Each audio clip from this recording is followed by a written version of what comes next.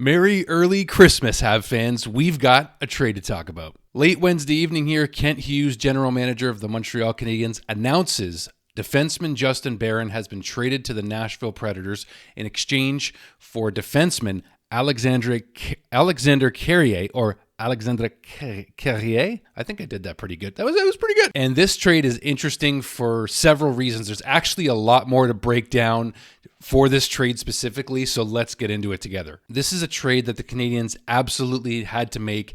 The defensive zone play lately for the Canadiens has been very, very poor overall in their own zone, especially getting lost, running around in their own zone, and having a lot of goals scored against.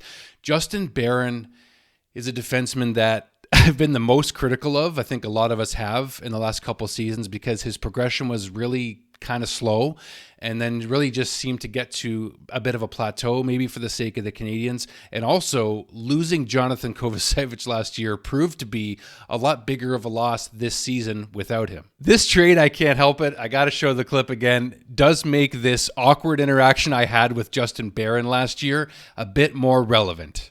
This is Justin. We just met. We're friends. Okay, I know we just met. But, have a great game tomorrow night. Thank you. All right. The interaction was awkward because I knew before I spoke with Justin Barron, and I kept saying the same line to Sam Montembeault, to Newhook, to other Habs players as a joke that, we're friends now. I knew how critical I'd been of Justin Barron, so when I said the words, when they left my mouth, and I said to Justin Barron, hey, this is Justin, we're friends, we're not friends.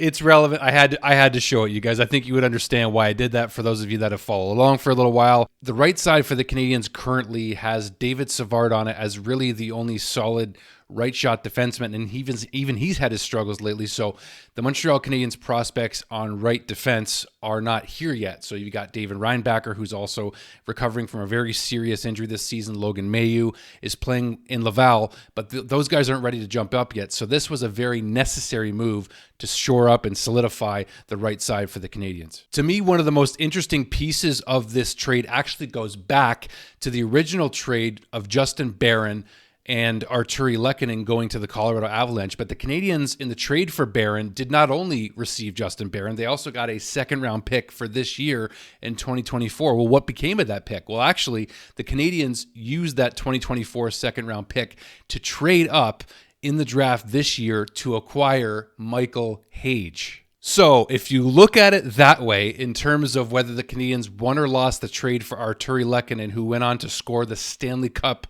winning goal for the Colorado Avalanche in 2022, just after he was traded to Colorado, you can look at this now as the trade that helped to acquire potentially a potential future star center in Michael Hage. So far this season, we've seen what Hage has been doing at the University of Michigan, and don't want to prop him up too much too quickly, but there's a lot of talk right now that Michael Hage could really replace Kirby Dach as the potential second-line center of the future for the Canadiens, and there's no reason to not believe that based on the way that we've seen him play at this point. So as you can see, the Canadiens paid quite a price to acquire Michael Hage because they had eyes on him, and they used 3 draft picks to move up to be able to select Michael Hage, and in that situation there, like I mentioned, they used the pick that they got with Justin Barron from Colorado to do that. So you can't say they lost this trade yet. You just can't. All right, so what are we getting in Carrier here, or Carrier? I'm sure I'm going to get corrected. I was calling Michael Hage Michael Hague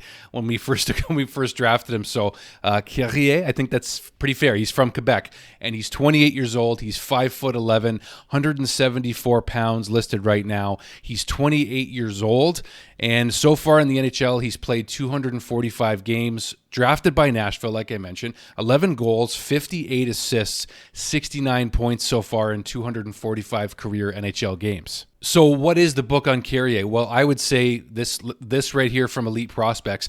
He's similar sounding to Justin Barron up front, but let's read the whole thing. A mobile defenseman that has solid offensive and defensive capabilities, possesses an active stick with great hand-eye coordination, as well as soft hands, exhibits an element of creativity with the puck because he can both pass the puck and let loose a howitzer, or a very hard slap shot. Very unpredictable and can penetrate faulty defense systems with ease. All in all, an all-around defenseman that excels in reading plays and creating chances. His cap hit is currently $3.75 million. So what that means is he's getting paid for what they felt at the time he was worth, and you get paid in the NHL based on your merit, your numbers. And Dale Weiss even told us that years ago, based on a certain amount of goals and points that you put up, that is the structure in terms of how they determine how to pay players. What that says to me is that on paper, Carrier's value is higher currently to the Canadiens than Justin Barron's was. You know, Justin Barron was more comfortable in the offensive zone, was more comfortable with the puck on his stick, creating offense, than he really was in playing defense. We saw him, he was timid at times. We just saw inconsistent defensive play on Justin Barron's side of things. A guy who really wanted to jump up and had more offensive instincts. Kovacevic was a lot bigger body and a bit more of a stay-at-home defenseman. He was around 6'4", over 220 pounds or so.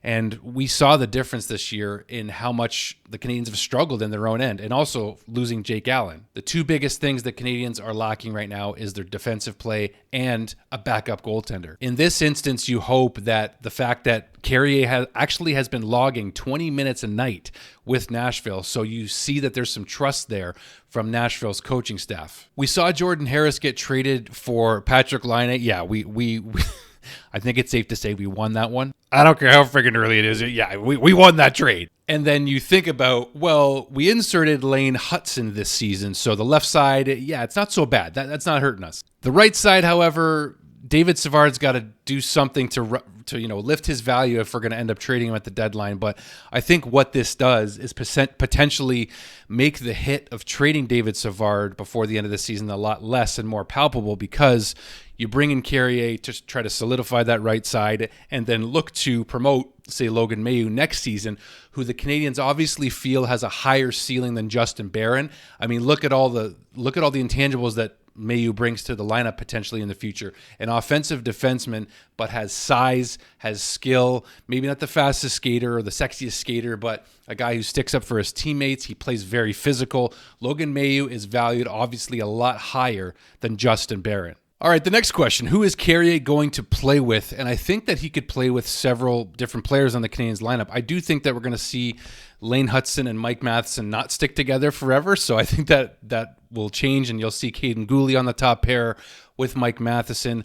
I think you'll see Carrier move up and down the lineup. I think you'll see him play with Arbor Xhekaj. I think you'll see him play with Jaden Struble, maybe even Caden Gooley too on the right side. But now you've got two right-handed shot defensemen on the right side with David Savard and Carrier, so it really shores things up and helps guys play more on their natural left and right sides. That's the plan, I would think. Let me know in the comments down below, what do you guys think about this transaction for the Canadiens? It's not a huge one, but it is one that absolutely was needed and made sense, and the jury just was out on Justin Barron at this point. So let me know what you guys think down below. Thanks for supporting, guys. Hit like if you want to support the channel and the video, and me, of course. Love you guys. See you soon, guys. Ciao.